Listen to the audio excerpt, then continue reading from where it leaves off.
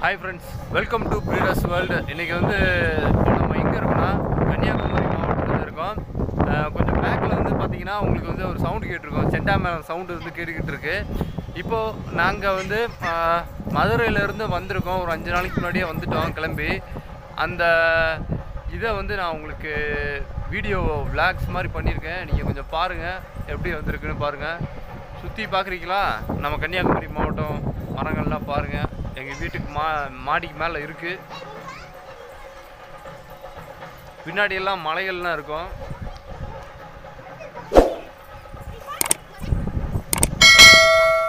எனக்கு பின்னாடி இங்கே தென்னை மரங்கள் அதிகமாக இருக்கும். தென்னை மரங்கள் இங்கே வந்து ரொம்ப அதிகம்.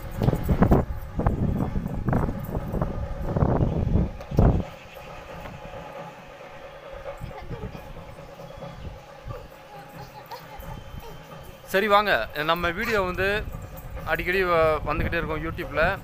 நம்ம வந்து எப்படி வந்து ட்ராவல் பண்ணி வந்திருக்கோம் அப்படின்றத நான் உங்களுக்கு வீடியோவாக காமிக்க போகிறேன். ஸோ வந்து நீங்கள் வாருங்க, வந்து பாருங்கள்.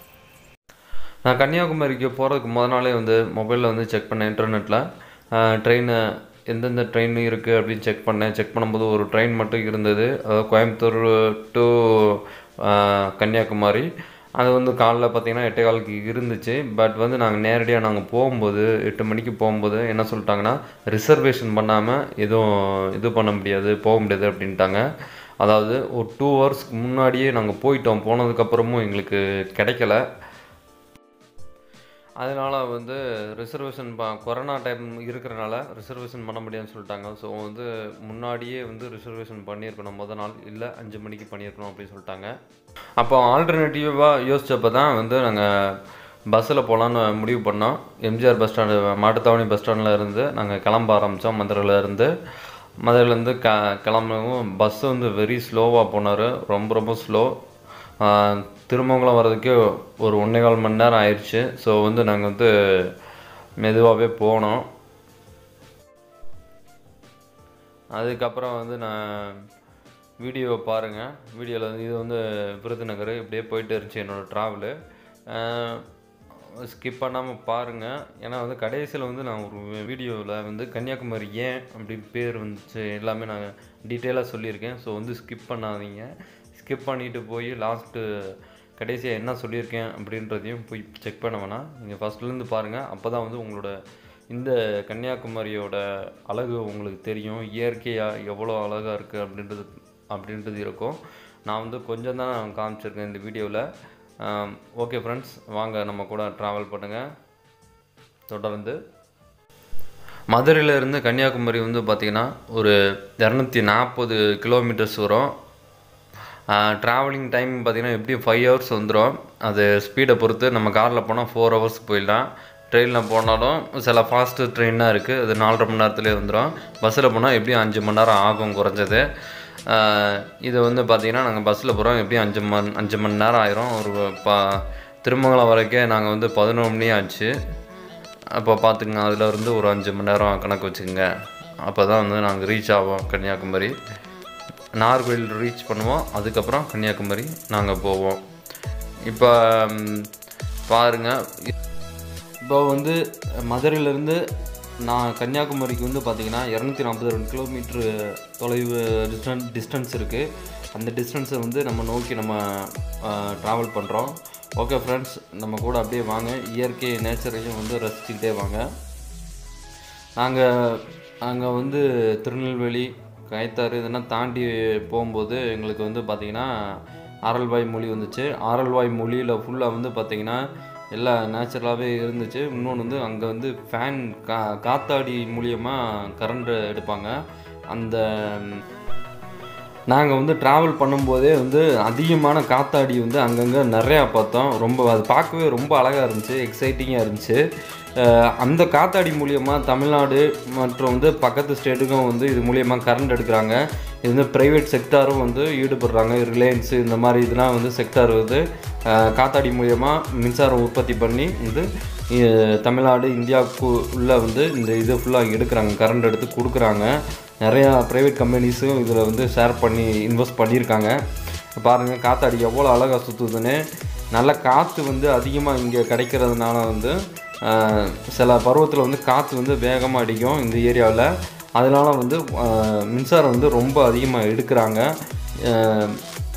திருநெல்வேலி சரி, அதுக்கப்புறம் வந்து அனல்வாய்மொழியும் சரி, இது கொஞ்சம் நல்லாவே காத்தாடி மூலயமா எடுக்கிறதுனால நம்ம மின்சார தேவை வந்து நல்லா பூர்த்தி ஆகுது.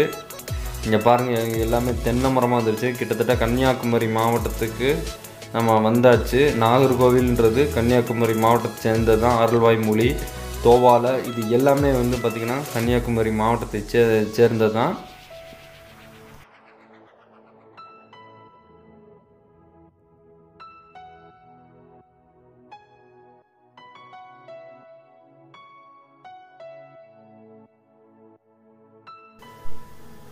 இப்போ பார்த்தீங்கன்னா நம்ம ஒரு வழியாக நாகர்கோவிலுக்கு வந்தாச்சு. இதான் நாகர்கோவில் பஸ் ஸ்டாண்டு. பாருங்கள், நாகர்கோவிலுக்கு பஸ் ஸ்டாண்டுக்குள்ளே வந்து நம்ம நுழைய போகிறோம். பஸ்ஸு சுற்றி வருது, பார்த்தீங்கன்னா தெரியும். டர்ன் பண்ணிட்டாங்க. இதான் வந்து நாகர்கோவில் பஸ் ஸ்டாண்டு.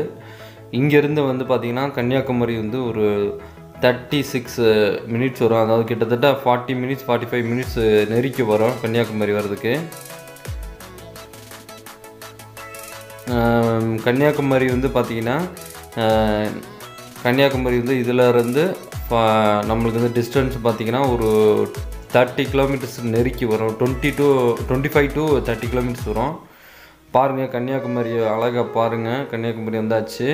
அங்கங்கே வந்து பார்த்திங்கன்னா தென்னை மரம், அப்புறம் வந்து பார்த்திங்கன்னா நம்ம ஊரில் இல்லாத தென்னை மரங்கள், அப்புறம் வந்து தாமரை குளம் நிறைய இருக்கும். இங்கே பார்த்தீங்கன்னா தெரியும்.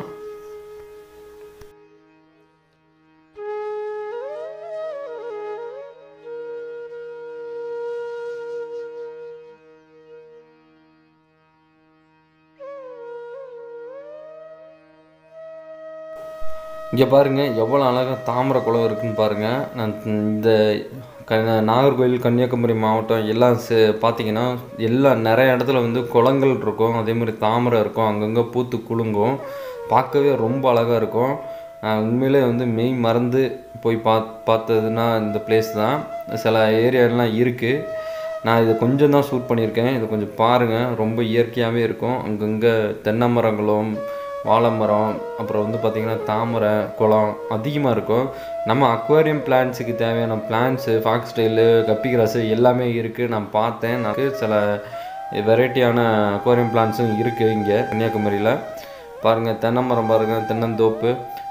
நாகர்கோவிலில் வந்து ஃபேமஸ் வந்து பார்த்திங்கன்னா வாழைக்காய் சிப்ஸு, அதுக்கப்புறம் வந்து இந்த தென்னங்காய்கள் வந்து அதிகமாகவே கிடைக்கும். இங்கேருந்து தான் வந்து தமிழ்நாட்டுக்கு கொஞ்சம் அதிகமாக சப்ளை ஆகுது. கன்னியாகுமரி சரி, அதுக்கப்புறம் வந்து பார்த்திங்கன்னா பொள்ளாச்சியும் சரி, தென்னை மரங்கள் அதிகமாக விளைச்சல் வந்து நல்லாயிருக்கும். இதில் வந்து நம்ம மதுரை மாவட்டம் மாதிரி அங்கங்கே தோப்புக்கு ஆள்லாம் போட மாட்டாங்க. அது வாட்டில் காய்ச்சி தொங்கும், யாரும் எடுக்கவும் மாட்டாங்க. இந்த மக்களை வந்து கண்டிப்பாக பாராட்டியே ஆகணும். ஏன்னா வந்து இயற்கை வளத்தை அழிக்காமல் வந்து பாதுகாத்து வராங்க. அதனாலே வந்து இவங்க மேலே எனக்கு ஒரு மரியாதை இருக்குது, கன்னியாகுமரி மக்கள் மேலே. ஓகே ஃப்ரெண்ட்ஸ், அடுத்து வந்து நம்ம ட்ராவல் பண்ணிக்கிட்டே இருப்போம். கன்னியாகுமரி வர வரைக்கும் நம்ம கன்னியாகுமரி வந்து பீச்சு எல்லா இடத்துக்கும் போவோம். வாங்க.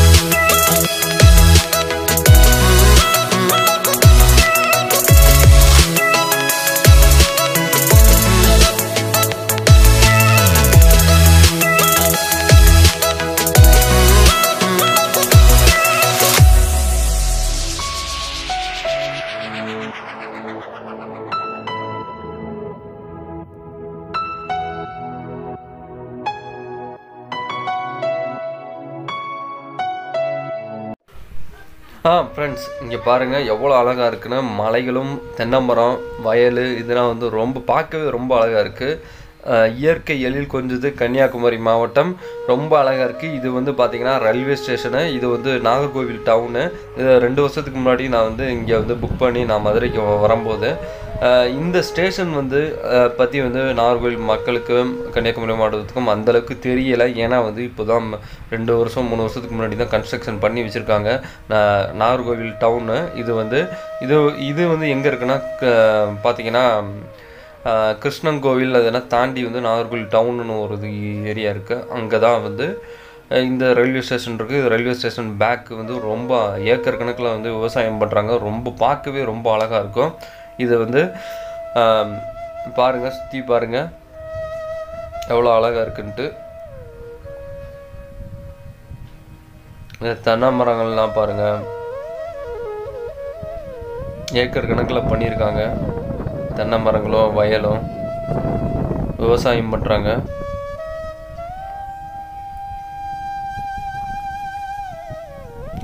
மலைகளும் பாருங்கள், மலைகள் எல்லாம் வந்து கன்னியாகுமரி வந்து அழகு சேர்க்குது. இந்த மாதிரி பிளேசஸ் நிறையா இருக்குது கன்னியாகுமரியில். நான் கொஞ்சம் தான் எடுத்திருக்கேன். இதான் வந்து ரயில்வே ஸ்டேஷன் பார்த்துக்குங்க. இது வந்து புதுசாக வந்து கன்ஸ்ட்ரக்ஷன் பண்ணிகிட்ருக்காங்க. நல்லா இருக்குது. இருந்ததை விட 2 வருஷத்துக்கு முன்னாடி இருந்ததை விட இப்போ கட்டிக்கிட்டு இருக்காங்க. இந்த வீடியோ வந்து ரொம்ப லென்த்தாக போகிறதுனால நான் இந்த வீடியோ வந்து முடிச்சுக்கிறேன். நெக்ஸ்ட் வீடியோவில் வந்து பீச்சு, திருவள்ளுவர் சிலை எல்லாத்தையும் பார்க்கலாம். ஓகே ஃப்ரெண்ட்ஸ், இது வரைக்கும் பார்த்ததுக்கு நன்றி. வாழ்க இயற்கையுடன். நன்றி, வணக்கம்.